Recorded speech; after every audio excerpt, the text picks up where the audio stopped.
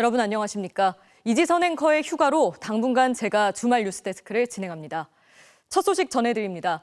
윤석열 정부 들어 감사원의 실세로 꼽혀온 유병호 사무총장이 오늘 고위공직자 범죄수사처에 출석해 지금 이 시각까지 조사를 받고 있습니다. 유 총장은 전현희 전 국민권익위원장의 사퇴를 압박하기 위해 표적 감사를 했다는 의혹으로 고발을 당했는데요. 5차례 출석 통보에 불응하다 2달여 만에 공수처에 나왔습니다. 공수처에 나가 있는 취재기자 연결합니다. 박솔립 기자, 아직 조사가 진행되고 있는 거죠? 네, 감사원 유병호 사무총장이 오전 10시쯤 출석해 현재 10시간째 조사가 계속되고 있습니다. 국정감사나 예산 일정을 이유로 5차례 출석 통보에 불응하던 유 총장은 2달 만에 주말로 일정을 맞춰 나왔습니다. 입장을 묻자 취재진에 대한 인사로 대답을 대신했습니다. 직접 들어보시죠. 귀한 주말인데 가족분들과 주말 행복하게 쉬십시오. 이 먼 걸음 해주셔서 감사합니다. 그래서 여러 가지 비판도 나왔습니다. 그거야 통보 방식 자체가 위법이었죠.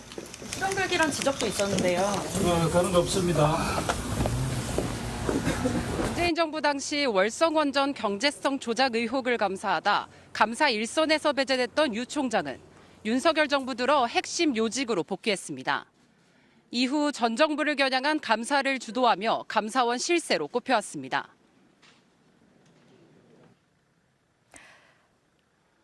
네, 공수처가 지금 수사하는 것도 전현희 전 위원장, 그러니까 문재인 정부 때 인사를 표적 감사했다는 의혹 관련해서 아닙니까?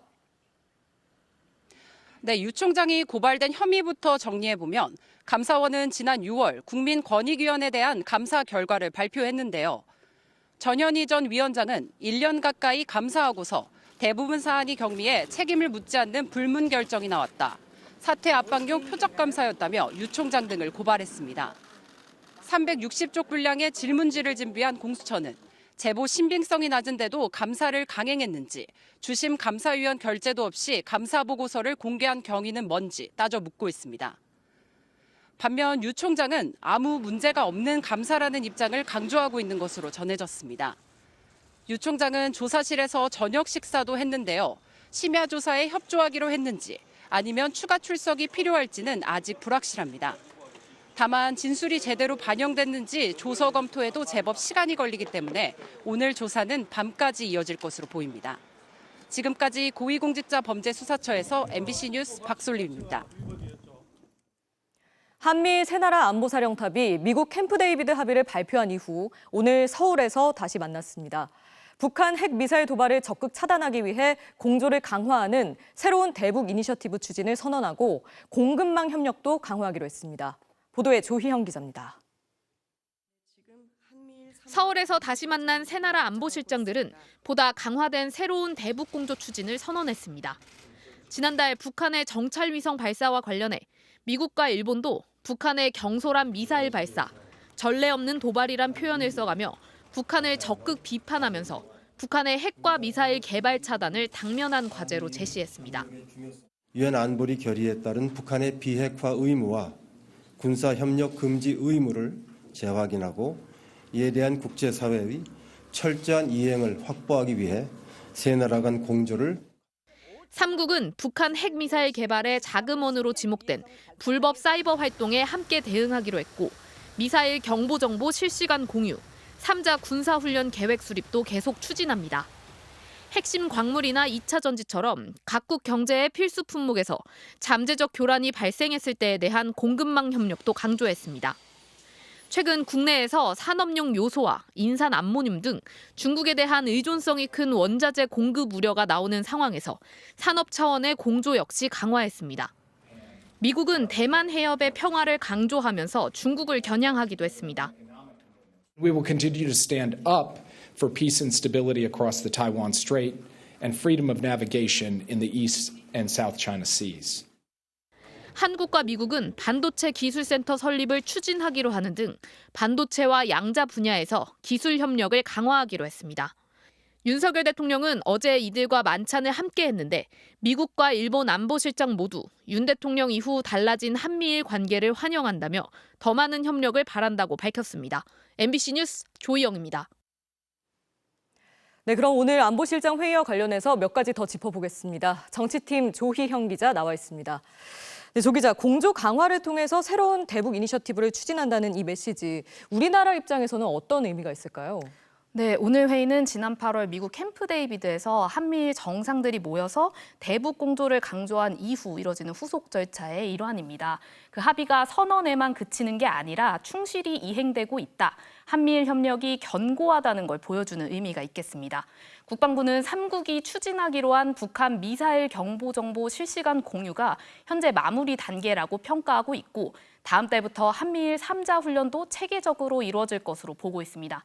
특히 지난달 북한의 정찰위성 발사 이후에 9.19 군사 합의가 점차 무력화되면서 한반도 군사적 긴장이 높아지는 상황인데요. 한미일 협력이 구체적인 행동으로 옮겨지면서 대북 압박의 효과를 기대하고 있는 것으로 보입니다. 네, 앞서 리포트에서도 언급이 됐지만 미국은 오늘 회의에서도 대만 해협의 평화, 항행의 자유를 지키겠다고 강조를 했는데 미국 같은 경우는 중국에 대한 압박에 조금 더 초점을 두는 게 아닌가 싶기도 합니다. 네, 우리가 한미일 협력의 초점을 북한 그리고 한반도 정세에 두고 있다면 미국은 중국의 팽창에 대응하는 게 기본적인 입장이라고 할 수 있겠습니다. 재작년 중국발 요소수 사태가 재발되는 거 아니냐 이런 우려가 있는 우리로서는 미국의 공급망 협력 강화가 그런 우려를 줄여주는 면이 있긴 합니다. 반면에 미국의 대만 해협 언급과 맞물려서 우리 역시 중국과 대립각을 세우는 모양새가 되는 상황은 부담입니다. 네, 그리고 또 하나 짚어보자면 한미일 3국이 가짜뉴스 관련해서도 공조를 강화하자 이런 내용도 있던데요. 네, 중대한 정보 조작 위협에 대응하자는 건데 국내가 아니라 해외로부터의 가짜뉴스 대응입니다. 미국이 내년에 대선이 있고 우리나라도 국회의원 선거가 있죠. 일본도 선거 가능성이 있는데요. 미국은 이미 러시아발 해킹이 논란이 된 적도 있고요. 북한이나 중국 같은 나라로부터의 사이버 공격 우려를 제기한 것으로 보여서 이에 따라 사이버 안보 공조 방안도 논의될 전망입니다. 네, 정치팀 조희영 기자와 이야기 나눴습니다. 잘 들었습니다. 지난 2018년 12월 태안 화력발전소에서 일하던 20대 하청 노동자 김용균 씨가 숨졌습니다. 김용균 씨 사망 사고는 중대재해처벌법이 만들어지는 계기가 됐는데요. 5주기를 하루 앞두고 김용균 씨를 추모하는 시간이 이어졌습니다. 재은효 기자가 다녀왔습니다.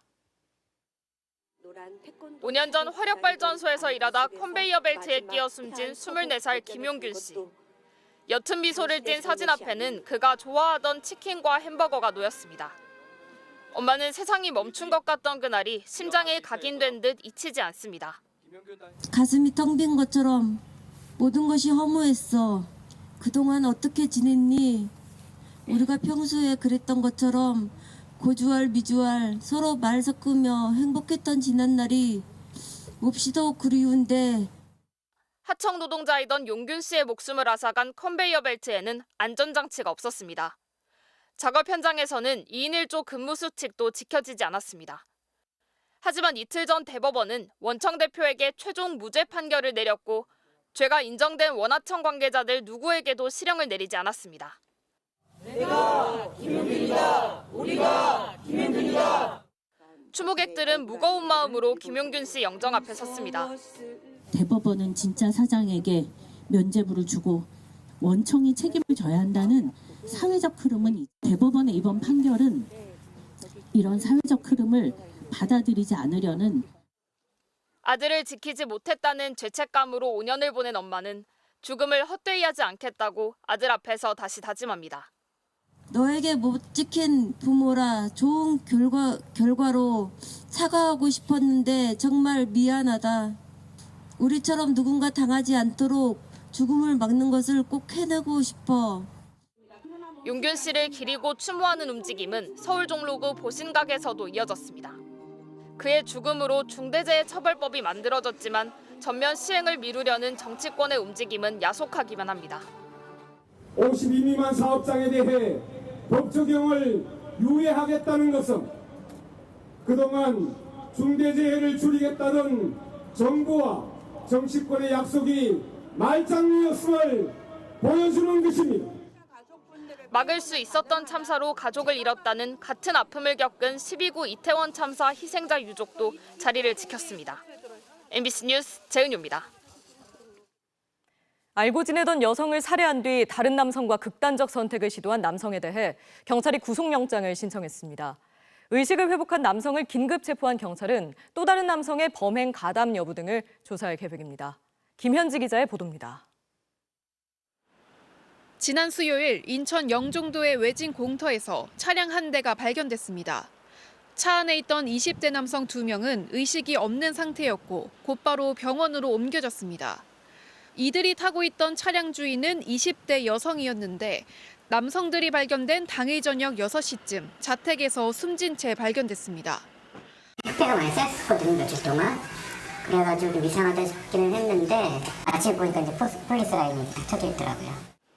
숨진 여성의 유서는 발견되지 않았고 극단적인 선택을 한 정황도 없었습니다. 경찰은 CCTV 등을 토대로 의식을 잃고 쓰러져 있던 남성 한 명이 여성을 살해했다고 보고 병원에서 의식을 회복한 남성을 긴급 체포했습니다. 국립과학수사연구원의 부검 결과 여성의 사이는 질식사로 확인됐으며 경찰 조사에서 남성은 여성과 알고 지내던 사이였고 자신이 여성을 살해했다고 인정했습니다. 경찰은 여성을 살인한 혐의와 또 다른 남성의 자살 방조 혐의로 20대 남성에 대해 구속영장을 신청했습니다. 또 현재 병원에서 치료받고 있는 다른 남성에 대해서도 범행 가담 여부 등을 조사할 계획입니다. 오늘 낮 12시쯤 고속도로에서 차량 13대가 잇따라 부딪히는 사고가 났습니다. 이 사고로 차량에 타고 있던 2명이 가벼운 부상을 입고 병원으로 옮겨졌습니다. 경찰은 운전 부주의로 차량 5대가 먼저 추돌했는데 사고 수습 중에 나머지 차량들이 추돌하면서 2차 사고로 이어진 것으로 보고 있습니다. 오전 9시쯤에는 경기 양주시 옥정동의 한 지식산업센터 신축 공사장에서 20대 노동자가 떨어져 숨졌습니다. 당시 지상 5층에서 패널을 옮기다가 지하 1층으로 추락한 겁니다. 사고가 난 사업장은 공사 금액 50억 원 이상으로 중대재해처벌법 적용 대상입니다. MBC 뉴스 김현지입니다. 실종자 수색 도중 순직한 최상병 사건. 당시 최상병의 지휘관이었던 임성근 전 사단장은 물에 들어가라고 지시한 적이 없다며 최근 대대장들에게 책임을 돌렸는데요. 당시 수색에 투입됐던 대대장 측은 거짓말이라고 반박하며 임 전 사단장을 공수처에 고발했습니다. 홍희표 기자입니다. 임성근 전 사단장은 최근 군사법원에 낸 188쪽 분량의 진술서에서 자신은 책임이 없다고 말했습니다. 물에 절대 들어가지 말라고 수차례 지시했는데도 대대장이 자신의 메시지를 왜곡 전달하면서 해병대원들이 물에 들어갔다는 겁니다. 이런 주장에 대해 대대장 측은 임 전 사단장이 거짓말을 하고 있다고 반박했습니다. 임 전 사단장이 물속에 들어간 해병대원들의 사진 등을 보고 훌륭하게 공보 활동이 이루어졌다고 언급했다며 말이 안 되는 주장을 하고 있다는 겁니다. 더 나아가 사실과 다른 내용으로 대대장의 명예를 훼손하고 있다면서 오늘 임 전 사단장을 공수처에 고발했습니다. 대대장 측은 사단장이 지시한 정황이 담긴 추가 증거도 공개했습니다. 황토색 강물이 물가를 거의 집어삼킨 모습을 담은 사진들입니다. 실종자 수색 첫날인 지난 7월 18일 포병 7대대장은 이 사진들을 단체 대화방에 올리며 수변 일대 수색이 겁난다, 물이 아직 깊다고 걱정합니다. 하지만 그날 오후 열렸던 해병대 지휘통제본부 회의에서는 바둑판식으로 무릎 아래까지 들어가서 찔러보면서 탐색하라는 지시가 내려왔습니다. 강물의 입수는 전제되어 있고 그 방식을 바둑판식으로 하라는 그런 취지인 겁니다. 위험하다는 이야기에도 오히려 물에 들어가라는 더욱 강화된 지시가 내려왔다는 게 대대장 측의 입장입니다. 당시 사단장이 화가 나서 큰 소리로 지시 내지 명령을 하고 있어서 그 내용을 전화기 너머로 들었다라고 하는 진술이 있고, 해병대원들에게 누가 물에 들어가라고 지시했는지 양측의 주장이 엇갈리는 가운데 최상병 사건의 진상은 앞으로 경찰과 공수처 수사를 통해 가려지게 됐습니다. MBC 뉴스 송희표입니다. 며칠 전 구글은 역대 가장 강력한 인공지능이라며 제미나이라는 이름의 AI를 공개했습니다. 문자뿐 아니라 목소리, 손동작 등을 인식해 마치 진짜 인간과 소통하는 듯한 영상을 선보이기도 했는데요.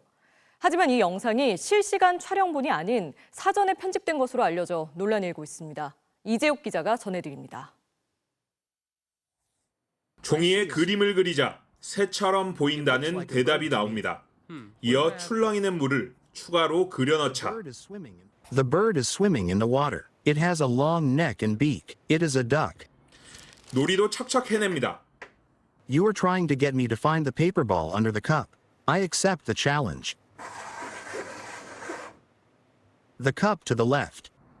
현지 시각 지난 6일 구글이 새로 선보인 AI 제미나이 시연 영상입니다. 단순히 문자 차원을 넘어 목소리, 손동작 등을 인식해 인간과 상호작용하며 코딩 능력도 갖춘 이른바 멀티모달 AI로 제작됐습니다. We have an opportunity to make AI even more helpful for people, for businesses, for communities, for everyone. 구글은 제미나이가 챗 GPT의 개발사 오픈 AI의 최신 모델인 GPT-4보다 성능이 우수하고 심지어 사람의 능력도 뛰어넘었다고 자랑했습니다. 이에 힘입어 구글의 모회사 알파벳의 주가는 하루 만에 5% 넘게 오르기도 했습니다. 하지만 이 영상은 실시간으로 진행된 게 아닌 사전에 준비된 편집 영상인 걸로 드러났습니다. 구글은 미리 준비된 이미지 등을 기반으로 영상을 만들었다며 사람과 상호작용할 수 있다는 것을 예시적으로 묘사한 것이라고 밝혔습니다. 실제 제미나이가 기대에 못 미친다는 평가도 나옵니다. 미국 경제매체 비즈니스 인사이더는 이용자들 사이에서 제미나이가 질문에 정확한 답을 못하거나 논란이 되는 주제는 답을 회피한다는 지적이 나왔다고 전했습니다. 올해 오스카 수상자를 맞추지 못하고 이스라엘과 팔레스타인 무장정파 하마스 전쟁에 대해 직접 검색하라며 답을 피한다는 겁니다. 이 때문에 구글이 충분한 준비가 안 됐는데도 챗 GPT에 맞서기 위해 성급하게 제미나이를 공개한 것이 아니냐는 지적이 나오고 있습니다. MBC 뉴스 이재욱입니다. 운전 중 갑자기 무단횡단 보행자가 나타나면 깜짝 놀랄 수밖에 없는데요. 특히 야간에는 보행자는 물론 차량 간 대형 사고로 이어질 수 있어 교통의식 개선이 필요해 보입니다. 안준호 기자가 취재했습니다. 늦은 밤 주행 중인 택시 앞을 검은 물체가 순식간에 지나갑니다. 브레이크를 잡고 핸들을 틀면서 택시가 휘청합니다.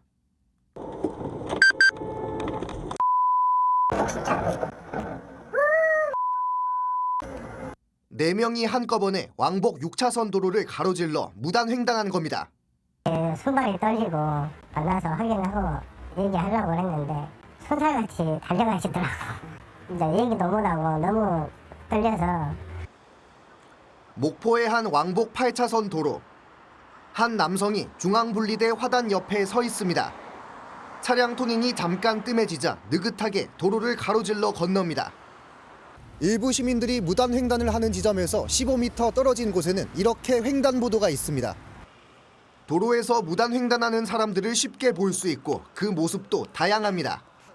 전화 통화를 하며 무단 횡단을 하고 택시를 잡으려고 도로를 가로지르고 횡단보도에 빨간불이 켜져 있는데도 건너기도 합니다. 킥보드를 타고 무단 횡단을 하기도 합니다. 취재진이 1시간 동안 3개 지점에서 확인한 무단 횡단 건수는 10여 건에 달했습니다. 무단 횡단은 대형 교통사고를 유발할 수도 있습니다. 빠른 속도로 달리던 차량이 무단 횡단자 바로 앞에서 급정거할 경우 뒤따르던 차량까지 갑자기 멈춰서야 하기 때문입니다. 위험하고 일단 학생들도 킥보드 타면서도 이제 무단횡단 많이 하니까 그거 보면 또 교통사고 날까 봐 좀 위험하죠. 안 하는 게 더 좋죠. 무단횡단을 자주 하는 이런 도로에서는 조심을 좀 하는 편이죠. 항상 그런 일이 빈번히 발생할 수 있으니까. 지난해 무단 횡단 교통사고는 전국적으로 6천여 건. 사망자도 265명에 달합니다. MBC 뉴스 안준호입니다. 카페나 식당 서빙에서 이제는 배달까지 로봇의 서비스 영역이 확대되고 있습니다. 지난달 관련 법이 시행되면서 이르면 내년 초부터는 거리에서 배달 로봇을 마주칠 수 있게 됐는데요. 충돌 등 사고가 생기면 누가 책임을 지게 될까요? 임현주 기자가 현장 취재했습니다. 주문받은 커피를 로봇에 실차. 지금 배달을 하고 있어요. 로봇이 바쁘게 이동합니다. 최대 70kg까지 싣고 시속 5에서 10km로 이동하는 이 로봇은 신호에 따라 멈췄다 이동했다를 반복하며 목적지로 향합니다. 음료가 쏟아진다던가 사고에 대한 불안감은 좀 덜한 것 같고요. 눈이 오면은 주문이 그렇게 많이 들어오진 않는데 로봇으로 주문이 꾸준히 들어오는 것 같아요. 그동안 서울 강남이나 마곡 등 일부 지역에서만 볼 수 있던 풍경을 관련법 시행에 따라 전국에서 볼 수 있게 됐습니다. 하지만 안전성이 인증된 로봇만 거리로 나올 수 있어 정부가 심사에 들어갔습니다. 수행해주세요. 이동 속도는 일정한지, 경사진 곳을 넘을 때 넘어지진 않는지 꼼꼼하게 점검합니다. 로봇은 이곳에서 주행 속도와 장애물 감지 능력, 통신 장애 발생 시 대응 능력 등 총 16가지 항목의 안정성을 검사받아 시험을 모두 통과한 로봇만 보도 위 통행이 가능합니다. 성능이 인증되면 운용자가 보험에 가입한 뒤 로봇을 거리로 내보낼 수 있는데 이르면 내년 초쯤 인증 1호 로봇이 거리로 나올 전망입니다. 로봇이 비즈니스의 가장 걸림돌이 되었던 게 결국은 안전 관리라든지 이동성의 문제였습니다.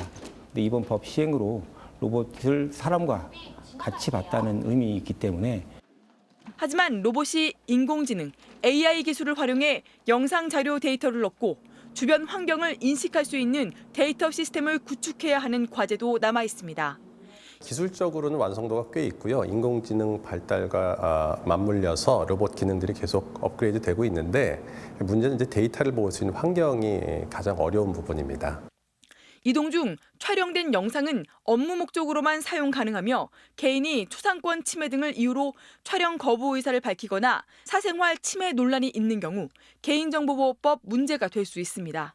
로봇도 사람처럼 신호 위반이나 무단 횡단을 할 수 없고 교통사고 발생 시 과실을 따져 보험 처리를 하거나 책임자를 처벌할 수 있습니다. MBC 뉴스 임현주입니다. 골목길에 울타리를 세워 차량 통행을 막은 땅 주인. 한 렌터카 업체에 통행료로 월 2천만 원을 내라고 압박하고 있는데요. 구청의 시정 명령에도 땅 주인은 울타리를 없애지 않고 있습니다. 김윤아 기자가 취재했습니다. 한쪽에는 타이어가 잔뜩 쌓여 있고 반대쪽에는 높다란 울타리가 세워져 있습니다. 큰 길부터 렌터카 업체까지 이어지는 유일한 도로는 끊겨버렸습니다. 원래는 차량이 드나들 수 있는 길목이었는데요. 지금은 이렇게 양쪽에 울타리와 타이어가 설치돼 사람 한 명이 겨우 지나들 수 있는 좁은 길이 됐습니다. 7월 말 임대하던 주유소가 폐업한 뒤 울타리를 세운 땅 주인. 렌터카 업체에 통행료 명목으로 돈을 요구하기 시작했습니다. 한 달에 300만 원, 부가세 붙여서 330만 원씩 달라는 겁니다. 업체 측은 울며 겨자 먹기로 이 돈을 석 달간 줬습니다. 렌터카 일을 하고 있는데 하루에 1분 1초라도 차량 통행이 안 되게 되면은 영업 자체를 못하고 폐업을 해야 될 상황입니다.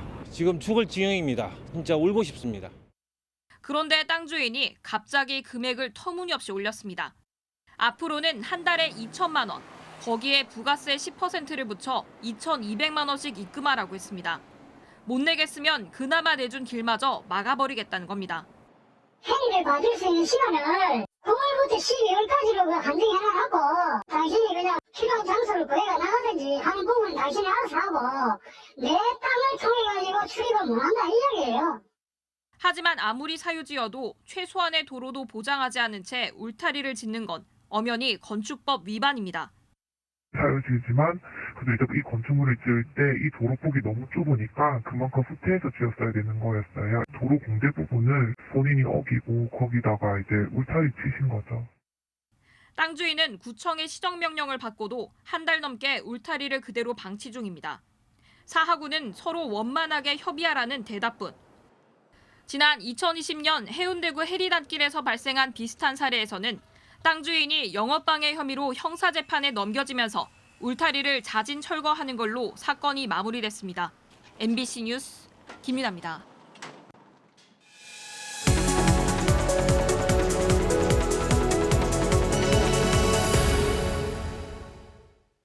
지능지수가 장애와 비장애의 경계에 있는 경계선 지능인 느린 학습자라고도 하는데요. 학교 생활은 물론 일상에서 겪는 어려움이 많지만 말 그대로 경계에 있다는 이유로 별다른 제도적 지원 없이 복지 사각지대에 놓여 있습니다. 사건 속으로 조재영 기자입니다. 초등학교 3학년 재훈이. 한글 떼는 게 또래보다 오래 걸렸고 친구도 잘 못 사귀입니다. 교사의 권유로 올해 검사를 받았는데 IQ 70 수준, 경계선 지능 판정을 받았습니다. 결과지엔 공교육을 따라잡기 어려워 특수교육 개입이 필요하다고 돼 있지만 장애 아동이 아니니 특수학급에 갈 수 없고 학교에선 딱히 해주는 게 없습니다. 할머니는 걱정입니다. 그래도 지금 공부를 해야 되니까. 나라 그래서 공부 아니면 할 게 없잖아요. 지능지수 IQ는 85 이상을 정상, 70 이하를 장애로 분류합니다. 그 사이 71부터 84까지가 경계선 지능에 해당합니다. 우리나라는 아직 통계조차 없는데 IQ 분포들을 고려하면 전체 인구의 약 13%, 600만 명 이상이 해당하는 걸로 추정됩니다. 70 이하는 약 20만 명. 그러니까 경계선 지능인이 등록 장애인보다도 훨씬 많을 거란 얘기입니다. 경계선 지능인은 대부분 일상적인 대화나 의사소통에 큰 문제가 없지만 대인관계가 서툴고 학습 능력이 확연히 떨어집니다. 전기산업 기사에 여러 번 도전한 동훈 씨. 논술 시험을 도저히 통과할 수 없었습니다. 시뮬레이션 업무인데 잠시만요. 업무인데 그러니까 단어가 갑자기 떠오르지 않는. 어릴 때 발견해 교육을 꾸준히 받으면 인지 능력이 좋아질 수도 있지만 우리나라는 그런 맞춤형 지원이 없습니다. 경계선 지능인의 어려움은 지적장애인의 어려움의 수준이고 오히려 그 이상일 수도 있는데 대책은 거의 전무한 실정입니다. 그래서 부모들 사이에선 IQ 검사를 일부러 많이 틀려서라도 장애인 판정을 받는 게 낫다는 말까지 나옵니다. 그때도 엄마가 얘기했잖아. 그래야 점수 낮게 나온다고. 다른 때는 시험 볼 때 몰라도 다 풀라 그러더니 지금은 왜 그러는 건데? 돌봄과 학습 지원도 절실하지만 우선 존재만이라도 알아달라는 바람. 가족들이 거리로 나선 이유입니다. 그냥 눈물이 나요. 그냥 이렇게 되게 숨기고 살거든요. 엄마들이 이 경계선 지능인이라는 거에 대해서. 왜냐하면 장애 등록도 하기 어렵고 그렇다고 일반 친구들하고 어울리기 어렵고 뭘까 우리 애들은. MBC 뉴스 조재영입니다.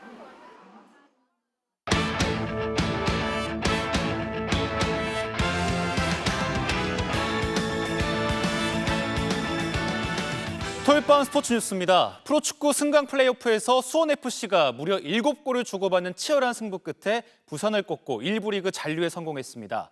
강원도 김포에 승리해 강등을 피했습니다. 송기성 기자입니다. 말 그대로 혈투였습니다. 1차전 2대1 승리를 안고 출발한 부산이 오늘도 먼저 앞서갔습니다. 전반 15분 상대 수비 실수를 놓치지 않고 최준이 침착하게 선제골로 마무리했습니다. 절대적으로 불리해진 수원FC는 맹렬한 기세로 반격에 나섰지만 부산 골키퍼 구상민의 선방에 잇따라 막혔고 로페즈와 윤빛가람의 슈팅이 모두 골대를 때리는 불운까지 겪었습니다. 간절했던 수원FC의 득점은 후반 33분 터졌습니다. 김현의 시원한 오른발 동점골로 반격의 시작을 알렸고 7분 뒤 주장 이영재가 골문 구석을 뚫는 추가골까지 터뜨려 기어이 1, 2차전 합계 3대3을 만들었습니다. 수원FC의 기세는 연장전에서도 멈추지 않았습니다. 이광혁과 정재용에 이어 로페즈까지 연달아 3골을 몰아치는 집중력을 발휘해 5대2 승리를 거두고 1부 리그 잔류 목표를 이뤘습니다. 김도균 감독은 그라운드에 주저앉아 눈물을 쏟아냈고 1차전 퇴장 징계로 결장했던 이승우도 그라운드로 내려와 동료들과 기쁨을 나눴습니다. 눈물이 많이 날 것 같았는데 눈물보다는 너무 기뻐서 일단 너무 웃음이 나고 행복하고 저희가 너무 힘들게 이기지 못하고 그랬던 보상이 오늘 하루 안에 다 받은 것 같아서 너무 행복하고. 1차전에서 0대0 무승부를 기록한 강원과 김포는 오늘도 쉽게 골문을 열지 못했습니다. 숨죽이던 승부에서 강원이 침묵을 깼습니다. 후반 5분 가브리엘이 저돌적인 돌파에 이은 날카로운 슈팅으로 선제골을 터뜨렸습니다. 2부 리그 진입 2년 만에 일부 승격을 노린 김포도 동점골로 균형을 맞추는 듯 했습니다. 하지만 후반 26분 변수가 발생했습니다. 2부 리그 득점왕 루이스의 퇴장으로 김포는 수적 열세에 몰렸고 결국 가브리엘이 한 골을 더 보태면서 강원이 2대1 승리를 거뒀습니다. 중간에 저희가 감독님도 바뀌셨고 많은 변화가 있었는데 선수들 모두 다 버텨주고 인내하면서 이렇게 힘든 순간 끝까지 함께 이렇게 이겨낼 수 있어서 너무 자랑스럽게 생각하고요. 강원은 2021년에 이어 승강 플레이오프에서 또다시 살아남는 저력을 발휘했습니다. MBC 뉴스 송기성입니다. 메이저리그에서는 FA 최대여인 오타니의 계약 성사 여부가 초미의 관심사인데요. 온갖 추측이 뒤섞이면서 보기 드문 해프닝까지 벌어졌습니다. 오타니의 최종 행선지가 토론토와 LA 다저스로 압축된 상황. 모두 촉각을 곤두세우던 시점에 오타니의 집 근처 공항에서 토론토로 가는 전세기 비행편이 포착됐습니다. 4천여 명이 동시에 실시간 항공편 추적 웹사이트에 접속했고 잠시 후 오타니가 토론토로 향하는 중이라는 유력 소식통의 속보까지 나왔습니다. 이렇게 오타니의 토론토 행이 결정된 줄 알았는데 즉각 다수의 반박이 나왔어요. 오타니는 토론토에 있지도 토론토행 비행기를 타지도 않았다는 겁니다. 그리고 해당 전세기에서 내린 사람이 캐나다 출신 사업가라는 것까지 확인됐습니다. 결국 잘못된 정보를 알린 전문가가 공개 사과를 하면서 일단락됐는데요. 오타니 영향력이 어느 정도인지를 단 몇 시간 만에 보여준 희대의 해프닝이었습니다. 오타니가 마무리돼야 이정우의 계약도 진행될 수 있어서 우리도 더 지켜봐야 할 것 같습니다. 프로농구 LG의 5연승을 이끈 이재도의 버저비터 보시죠. 백보드 슛으로 유명한 선수인데 이번엔 백보드를 이용하지 않고 해결했네요. 토요일 밤 스포츠 뉴스였습니다.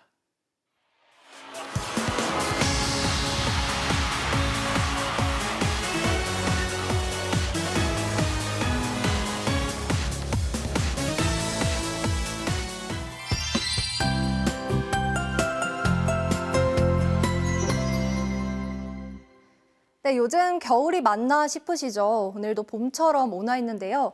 오늘 서울의 최저기온이 12.8도로 역대 12월 중 가장 따뜻했고요. 낮 기온도 어제만큼 올랐습니다. 당분간 평년보다 포근한 날씨가 이어지겠지만 이례적인 고온 현상은 차츰 누그러지겠습니다. 휴일인 내일 서울의 아침 기온이 6도로 오늘보다 7도가량 낮겠고 낮 기온은 다시 15도 안팎까지 오를 텐데요. 이후로 기온은 내림세를 보이며 다음 주 화요일 무렵엔 아침 기온이 4도 안팎, 낮 기온은 9도 안팎까지 떨어질 전망입니다. 내일은 영동과 제주를 중심으로 비가 내리겠는데요. 비는 모레 전국 대부분 지역으로 확대되겠고 화요일 오전까지 이어지겠습니다. 특히 제주와 남해안, 동해안을 중심으로 집중 호우가 예상돼 주의하셔야겠고요. 강원 산지를 중심으로는 대설특보가 내려질 가능성이 있겠습니다.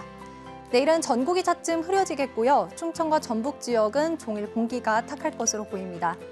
내일 아침 기온을 보시면 서울이 6도, 대구 7도, 광주 11도까지 떨어지겠고요. 한낮 기온은 서울이 15도, 광주 18도, 대구 16도로 오늘보다 2, 3도가량 낮겠습니다. 날씨였습니다. 12월 9일 토요일 뉴스데스크 여기서 마치겠습니다. 시청해주신 여러분 고맙습니다.